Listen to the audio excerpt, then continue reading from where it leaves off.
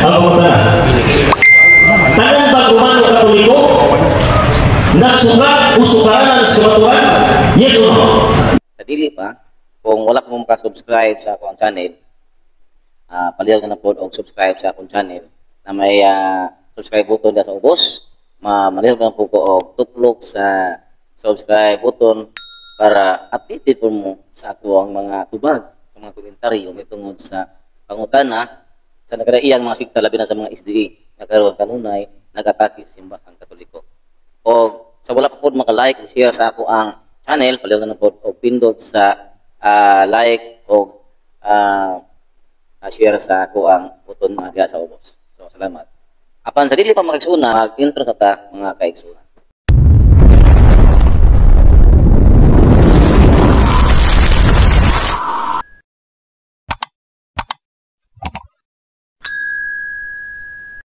Rilo, sugdan nato pamatutan nga ang Santa Katolika Apostolika Romana mao ang haligi ug suklaran sa kamatuoran ug dili ang Biblia sumala sa Biblia og referensya. Brother Wendell Calvong, kung mutingog ka, mudagan ang imong 15 minutos. Go ahead. Daghang salamat o sa akong mga eksunan at moderator dito karon sa tema. Pamatudan ko nga ang Santa Iglesia Katolika Apostolika Romana mao ang haligig sukaranan sa kamatuoran o dili ang Biblia. Sumala sa Biblia o mga referensya. Una, ganito na ito, ang Biblia nga may logo sa Seventh-day Adventist, pangalan nila logo, sa unang Timoteo, Kapitulo 3, versikulo 15. Kung malangan man o galing ako, ikaw mahibalo, unsaon paggawi, diha sa sunod sa panimalay sa Diyos. Nga mao ang iglesia sa buhay na Diyos ang haligi o panalipod sa kamatuoran. Unsa ang haligi o panalipod sa kamatuoran? Sumala sa Biblia na may logo sa Seventh-day Adventist ang iglesia sa Diyos. Ang iglesia, dili ang Biblia. Nga ang dili Biblia, kaya ang Biblia, dili maong iglesia. Kaya sumala pa sa ilang ministry magazine, 15 to 16, 100 na compile ang Biblia. Ulahin na sa iglesia. Karon, usa man ang iglesia, ha? Nga pamatudan nga haligi sukaranan sa kamatuoran. Mga kaigsunan, kabalo kamo nga ang doktrina sipahan Katoliko, we are not sola escritura, Bible alone. Di ta letra por letra, pero tungod kay uhaw man sa panginahanglan ng atong mga kaigsuonan, gusto letra por letra, therefore, atong gigamitan o upang mga annotated version sa Bible nga letra por letra mabasa. Una, unsa man yung iglesyahaan gitukod sa atong Ginoo nga gipamatudan haligi sukaranan kamatuoran. Di ko magamit, of course, ako ang panig sa Catholic dahil bias ang hita sa Seventh-day Adventist una. Kini nga referensya ang gasita nila Iglesia. Muli ang mabasa nato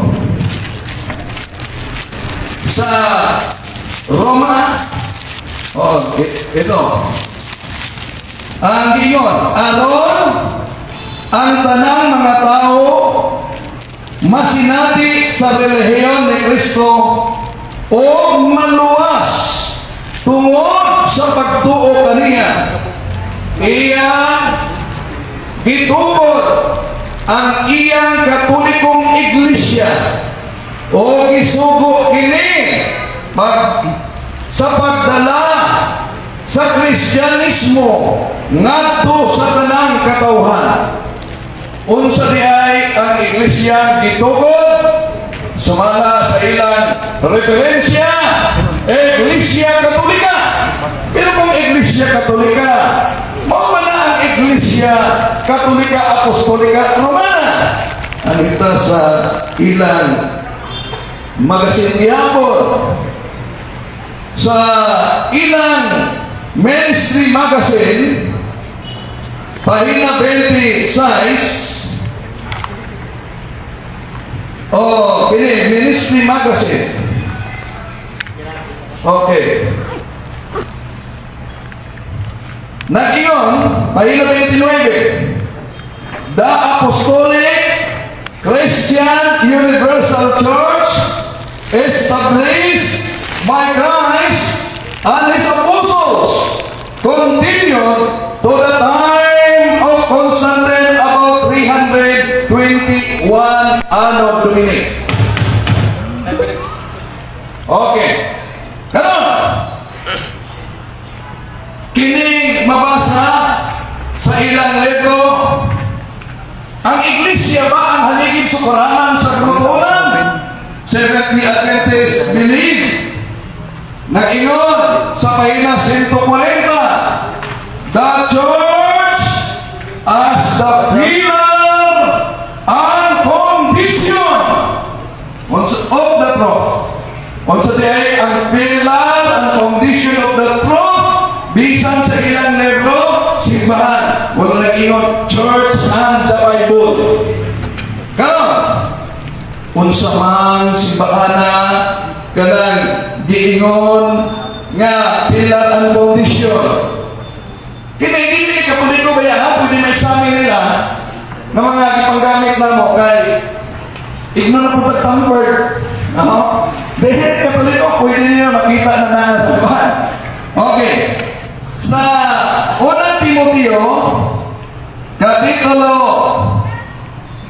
3, versikulo 15, unsa man ni ang simbahana nga pillar and foundation of the church. Nag-ingon din the whole Catholic Church is the pillar and ground of the truth. Unsa di kuno? The whole Catholic Church is the pillar and ground of the truth. Unsa man ang pillar and ground of the truth? Mao ang pagpanudlo sa kamatuoran. Aron mahiusa isip usa ka karnero sa Dios. Unsa man ang simbahan? Sa Paraphrase Bible Testament, tiga po ni Katoliko, bisag maalaan na po tayo ni ang nag-tamper.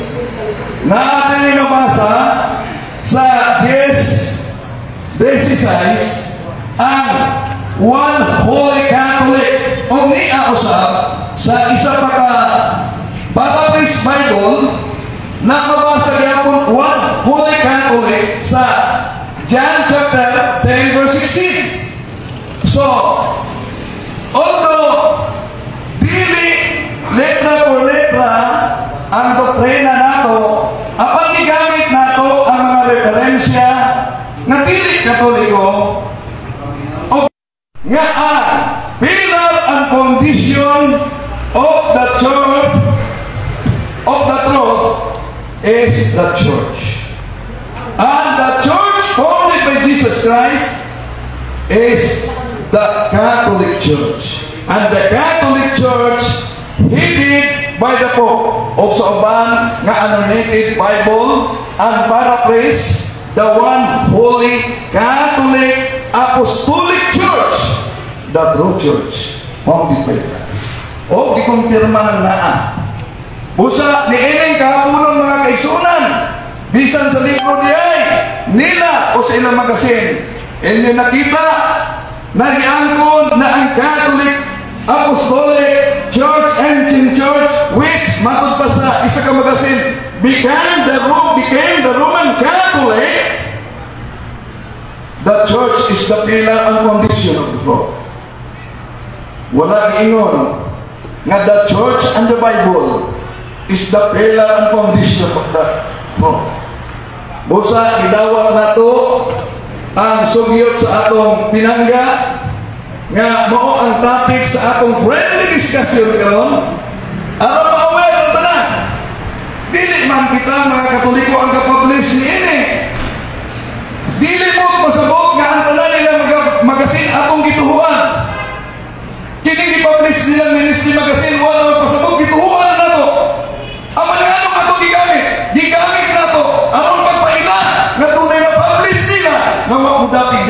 kanila. So, mga kaigsunan, ini friendly discussion lang na mo. Dili buot pasabot na kaaway nato ang atong mga pinanggang igsoon. Kaya mga igsoon, may natong niya sila sa palista. O niya, unity kaya ka sa bunyag nga giila simbahan. Pero, nikalat sa social media, dati atake na. Mananaan na ato yung tubagon.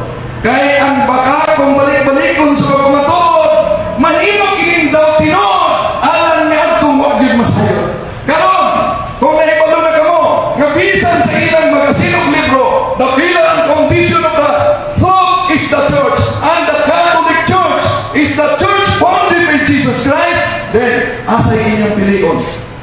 Ang pirate o ang tinukod ni Kristo?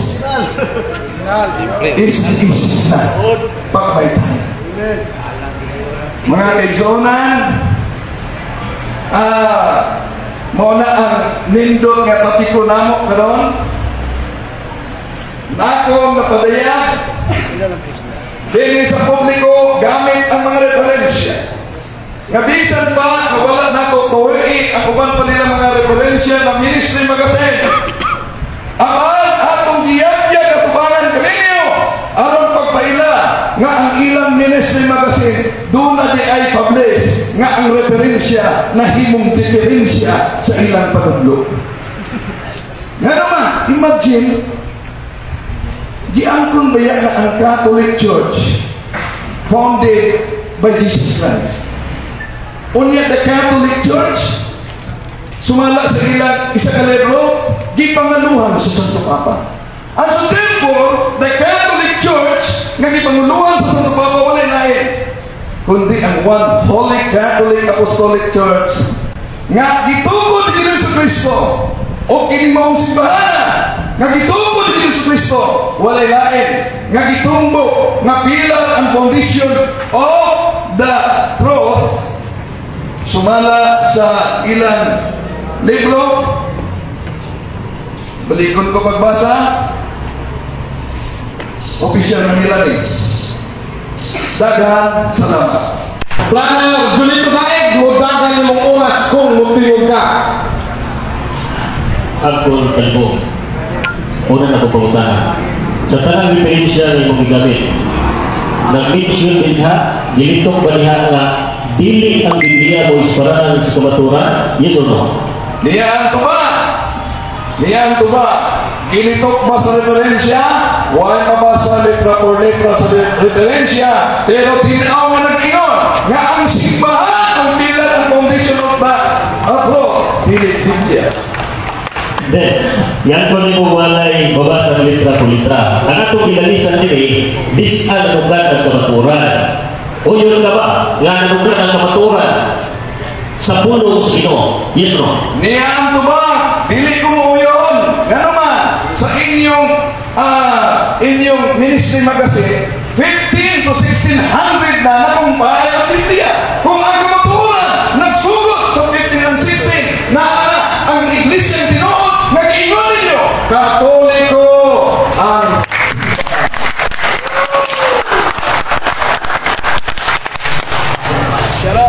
Ibong giingon na dili ka uyon nanugat ang kamaturan sa pulong sa Diyos.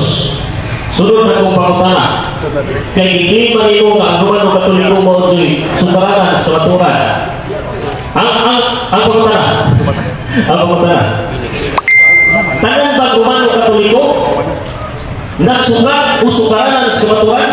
Yes or no? yes, natural ang tinuod niya Santa Iglesia Katolika gituod ni Jesu Kristo nagsugat sa kamaturan gawas lang kung doon ay pairindig na misiya kakatumanan sa unang Juan 2:18-19 mga anti-Kristo hikan sila diri na mula sila nato maunay tubag sa nindot na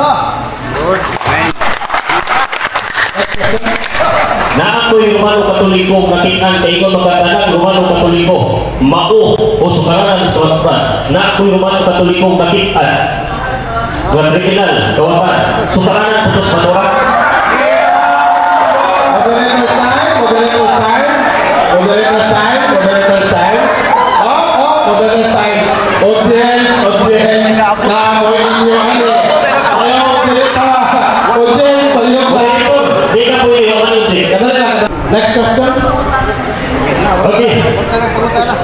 Ipagutan na natin ko, hindi na sumod na tanan ba? Ingon mo sa tanan, pero ang pamagalan na to. Ingon mo ka ang simbahan. Uyon ba ka sa inyong libro na nagingon? Ang simbahan, ang magisteryo. Time pause, sawa ang tingog. Okay. Ang magisteryo na above the Bible, ubos sila sa pulong sa Diyos. Uyon ba ka niya? Salamat sa lindot kay pangutana. Uyon kaayo.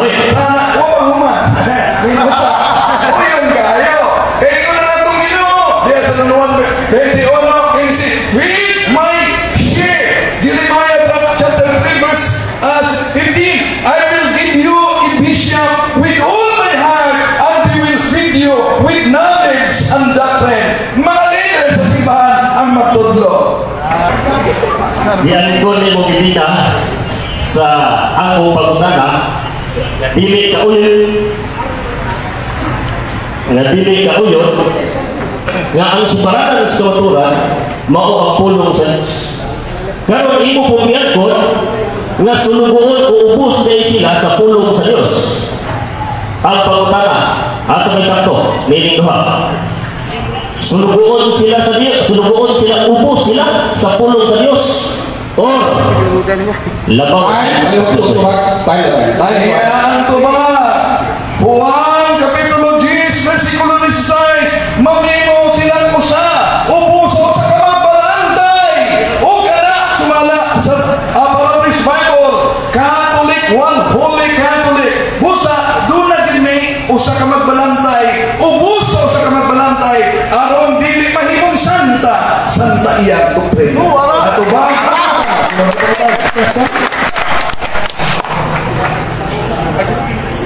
Sa unang Korintios 3:15, imong gigamit nga ang Iglesia pillar and ground of truth. Sa Greek translation, nahibalo ka ba unsay kahulugan ni? Unsay Greek translation ni? Greek translation o unsay kahulugan ni? Well, wala na ako ang Greek karon, pero di sa wala na ako ang Greek karon, ang inyong mismong Bible nag-ingon o bisan ang inyong kitapos Greek. Ang inyong dokumento ni ay gunitan ako ng Greek. Okay. Ni agron ang Greek nga akong gigunitan. Pero ni ang pagdayon, bisan ba o kung sa man ang Greek, dili na makabugto sa inyong libro nga nag-ingon, the church is the pillar and foundation of the church. Okay. Sunod pagkakala. Nahipalo ka, ingon mo ka nahipalo ka. Uyon ba ka sa Greek nga pagkagamit niya? Gitawag na siya o higdayuma, meaning support.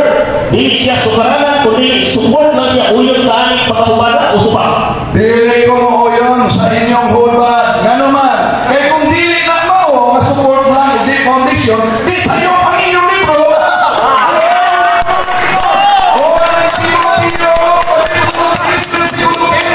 The church is the pillar and foundation.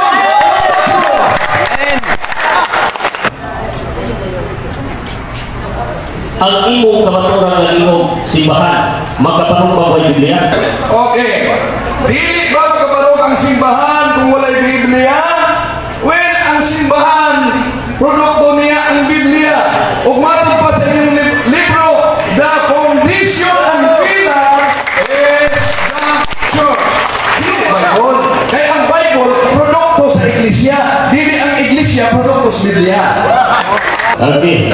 Yan ko nimo ang simbahan Romano Katoliko dili kabarong kung wala Biblia. Sa wala panahugna ang Romano Katoliko 333 AD. Ang punon ba nimo nga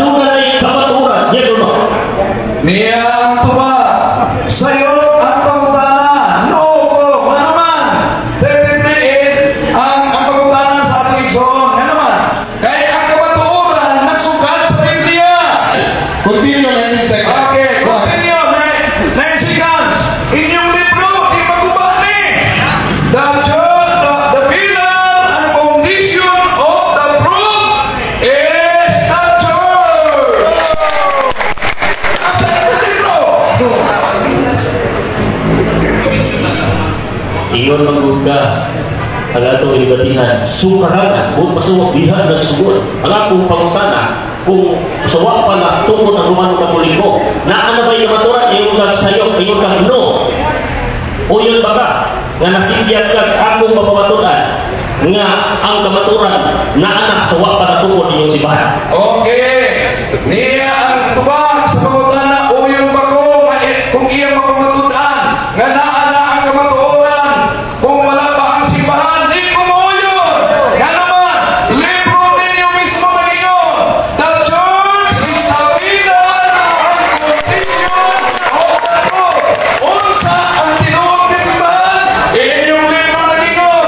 Katoliko ang iglesia. Swerte, rin sa balista.